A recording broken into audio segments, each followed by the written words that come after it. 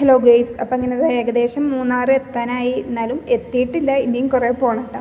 അങ്ങനെ പോയിക്കൊണ്ടിരിക്കുന്ന സമയത്ത് അവിടെ ഓരോരോ മൃഗങ്ങളെയൊക്കെ കണ്ടു.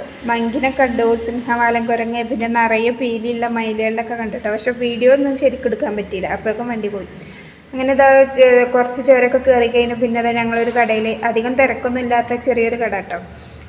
ഒഴിഞ്ഞ സ്ഥലമായതുകൊണ്ട് തന്നെ അധികം ആൾക്കാരൊന്നുമില്ല. അവിടെ ഞങ്ങളിതാ ചായ കുടിക്കാൻ വേണ്ടി നിർത്തി. അങ്ങനെ ചായയും കോഫിയൊക്കെ ഓർഡർ ചെയ്തിട്ട് ഞങ്ങളിങ്ങനെ ഇരിക്കുക.